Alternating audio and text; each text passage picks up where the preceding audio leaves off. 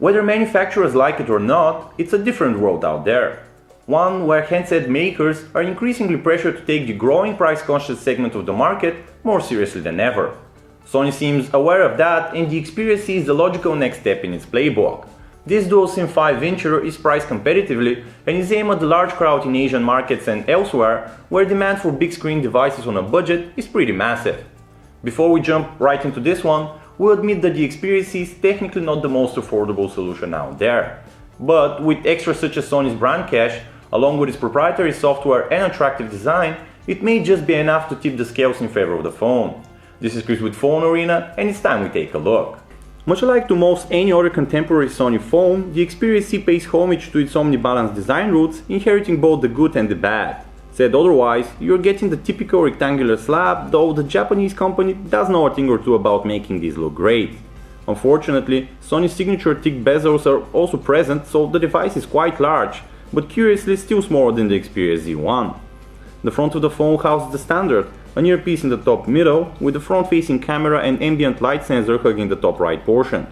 At the bottom, you will find the somewhat unconventional speaker-like encasing for the microphone and a very minimalistic notification LED light, best described as a strip. Taking a look at the back, it's definitely the better-looking half with its matte plastic finish. It has a barely noticeable hump at the bottom, which helps for sound to not get muffled when coming out of the rear speaker. Lastly, all hardware buttons have taken a residence on the right profile of the device, and they all have a great feedback to them. The display on the Sony Xperia C is likely to cause some soul searching for the pixel nuts among you. You are getting an admittedly underwhelming 5-inch 540 by 960 LCD panel or a pixel density of about 220 ppi. This is a long way from a 1080p panel, of course, but do keep in mind that you are buying into a budget solution, so you simply have to compromise. All said, the display is actually of decent quality and offers an overall proper color reproduction. Unfortunately, there is a very detectable cyan tint to it and viewing angles are just poor. However, perhaps the biggest disappointment with this screen is the complete lack of any protective coating, so you better gear up. As with any other Xperia phone, you're looking at a Sony skin on top of Android 4.22 Jelly Bean. We're usually not very fond of manufacturer customizations, though Sony's take is actually one of the better. It's minimal, to the point, and considerably lighter on the hardware than some rival solutions. There's no perceptible slowing down when navigating the UI, and the phone feels buttery smooth for the most part. The notification and multitask menus are also well made. The former offers access to quick toggles like Wi-Fi, Bluetooth, sound profiles, and best of all, easy and quick switching between your two SIM cards. Looking at the multitask menu, you get a bird's view of all the apps running in the background, along with quick access to what Sony is calling small apps. These work exactly as advertised, as they allow you to open a scalable miniature version of an app that won't take over your entire screen. These can, in some scenarios, help your productivity. Overall, the Android experience on the Xperia C is definitely to our taste, and we actually like the finer touches, such as the extensive choice of color themes, the built-in Track ID song recognition feature, and so on and so forth. The dual SIM capabilities of the Xperia C exhibit some of the typical limitations. The silicone inside only allows for dual standby, so you'll be offline on your secondary SIM during ongoing calls.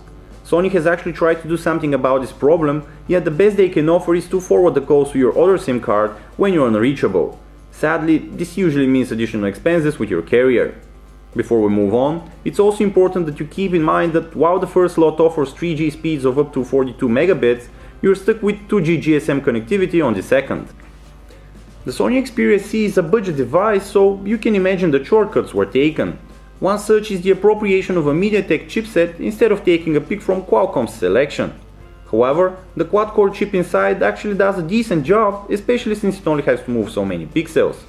This, however, is not the most powerful quad-core MediaTek chip out there, and it belongs to the now older 2012 crop of processors. Put plainly, this is not a gamer's rig, as the PowerVR GPU is only clocked at 286 MHz, meaning that mid-tier and above gaming titles will prove a bit too heavy. Unfortunately, it's not champagne and roses in the memory department either. RAM is acceptable at 1GB, but the 2GB of leftover native storage leave little room for anything. In fact, in order to actually download a medium-sized game like Minion Rush, we had to first go through our media storage for a sweep. All in all, this simply leaves you no choice but to invest into a microSD card and make use of that slot at the back. Luckily for you, Sony has delivered, and the feature to install apps onto your SD card is baked into the software just as it should. Chrome is what you get out of the box with this Sony device, and the surfing experience is actually pretty decent overall. As we like to point out, even lower-end MediaTek chips get away with an okay browsing experience, mostly thanks to the fact that objects and text are not fully rendered unless you zoom in. The chip coming underneath the screen ensures that both scrolling and zooming are responsive enough even for the more exacting folks, so no complaints there. And yet, browsing is hardly all there is to a smartphone nowadays, and to that end we're glad to see that the Sony Xperia C is a wonderfully connected device. It offers Bluetooth 4.0, Wi-Fi and Wi-Fi Direct, and a well-working GPS. Ease of use in the camera interface department is something that Sony has definitely gotten right. Apart from the dedicated two-step camera button on the right side of the phone, you're also getting an interface that's minimalistic, intuitive, and just easy to navigate. This is impressive as the software is actually packed with features and settings. The Xperia C sports an 8-megapixel shooter with an Exmor R sensor and an LED flash. The snapper performs admirably, but it's obviously not flawless.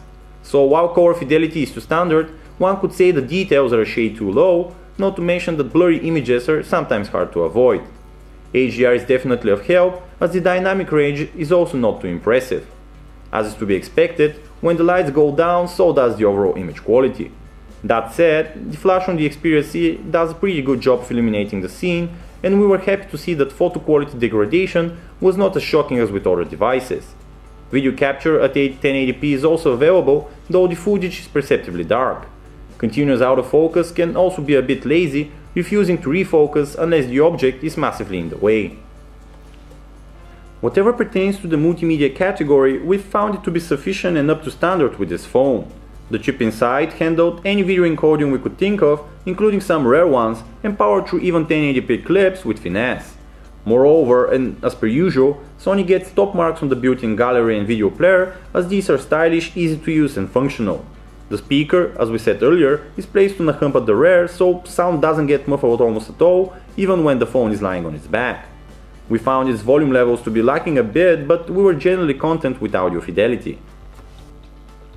In terms of call quality, we were pleasantly surprised by this phone, as calls were clear, loud and realistic.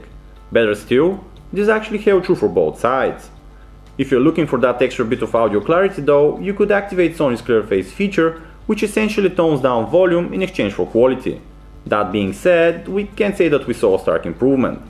All in all, the Xperia C hits the nail on the head in this particular department, just as every phone should. Battery life on the Xperia C is pretty awesome, and that's for three main reasons. Two of these include the QHD resolution screen, which is relatively light on the processor, which in turn is pretty frugal with power consumption thanks to its efficient Cortex-A7 cores. And lastly, the non-removable 2390 mAh cell may not be the biggest you've heard of, yet it's proven to be pretty large for the needs of the Xperia C. In other words, expect 2 days of usage on a single charge, so long as you go easy on the brightness of course. We've always stood firmly behind the idea that any smartphone should be viewed as a package and not just as the hardware inside. This is especially true for budget-friendly devices like the Xperia C, as no manufacturer has managed to offer an affordable, no-compromise device just yet. But we must be getting closer, as even Sony, with its traditionally expensive products, is now rising to the challenge. Of course, considering that the Xperia C was created with Asia, the Middle East and Africa in mind, we do have to know that its price of about $230 is on the higher end of the budget spectrum. This means that local superstars like Xiaomi, Lenovo and ZTE have some of their phones going for even less. All said, you still get an all-round great bundle with the Xperia C and one worthy of bearing the Sony logo on its back. So in conclusion, we actually enjoyed fondling with the Xperia C, and that speaks volumes on its own. Individual things like the display could have been better, yet at the end of the day, they felt perfectly adequate. Once again, this was Chris with Phone Arena, thank you for tuning in.